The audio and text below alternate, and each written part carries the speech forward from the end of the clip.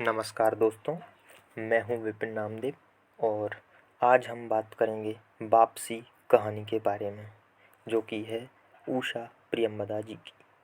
तो इस कहानी को पढ़ने के पहले मैं आपको बता देता हूं कि हम एक साहित्यिक सीरीज लॉन्च कर रहे हैं, जिसमें हम कहानियों का पाठ आप तक पहुंचाएंगे। जो भी साहित्य में अपनी रुचि रखते हैं वो पढ़ सकते हैं।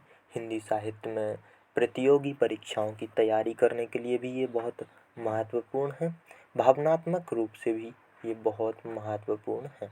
आपका मनोरंजन भी इसमें किया जाएगा। तो आज की कहानी मैं आपके समक्ष लेकर प्रस्तुत हूँ। वैसे पूर्ण कहानी यदि आपको सुननी है तो आपको डिस्क्रिप्शन बॉक्स में इसकी लिंक मिल जाएगी, वहाँ से आप पूरी कहानी पर सुन सकते हैं जाकर। अभी मैं आपको वापसी कहानी का संक्षिप्त रूप में वर्णन रखूँगा, जो कि इस प्रकार है। वर्णन करने से पहले हम जान लेते हैं उषा प्रियंवदा जी के बारे में थोड़ा सा। उषा प्रियंवदा जी इस कहानी के रचनाकार हैं। इनकी जीवन यात्रा 24 दिसंबर 1930 में उत्तर प्रदेश के कानपुर जिले से प्रारंभ होती है। इन्होंने इलाहाबाद विश्वविद्यालय, जो जिसको अब प्रयागराज भी कहा जाता है, वहाँ से अंग्रेजी में एमए की परीक्षा की और साथ ही साथ इन्होंने पीएचडी भी वहीं से की। उषा प्रियंवदा जी 9वें दशक की सशक्त रचनाकार हैं।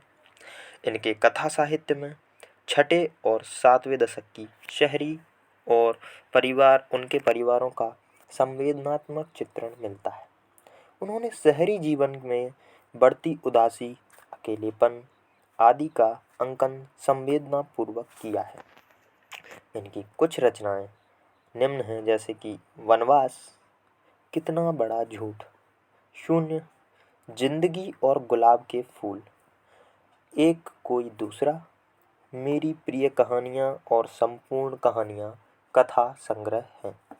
तो यहाँ पर हमारे लेखक के बारे में बात की गई। अब हम बात करेंगे कहानी के बारे में।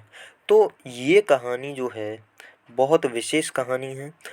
आज जिस तरह के परंपरागत पारिवारिक संबंध टूट रहे हैं, इस समय ये कहानी आपको यथार्थ लगेगी, आसपास की ही लगेगी।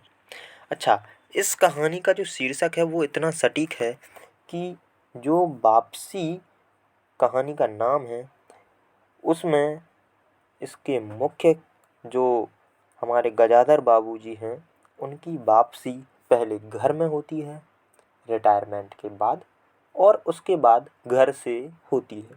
तो वापसी घर में होती है और वापसी घर से होती है। तो देखा जाए कि कितना सटीक हमको एक यहाँ पर देखने को मिला इसका शीर्षक। कहानी का निचोड़ क्या है? कहानी का निचोड़ यह है कि रिश्ता खून का और मन का अलग अलग होते हैं। जीवन का हर पल महत्वपूर्ण है।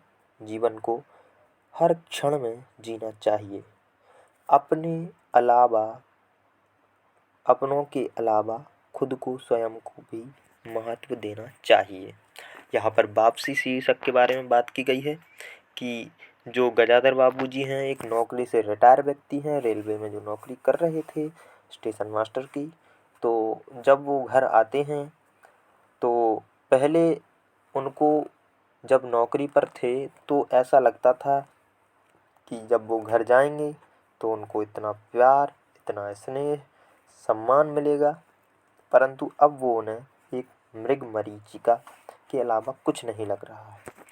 तो वे घर से पुनः वापस हो जाते हैं। बस इतनी सी कहानी है। चलिए हम सुनते हैं कि क्या ये कहानी है। जिन लोगों के साथ एक लंबा समय उन्होंने गुजारा, तो उनके बारे में हम बात करेंगे। जहाँ जब वो स्टार्टिंग में रिटायर हो रहे होते हैं, तो वहाँ से जब जा रहे होते हैं तो उनका एक साथी कर्मचारी और उनकी पत्नी, गणेश ही उनका सहायक कर्मचारी रहता है और उनकी पत्नी, उनसे उनका विशेष स्नेह रहता है।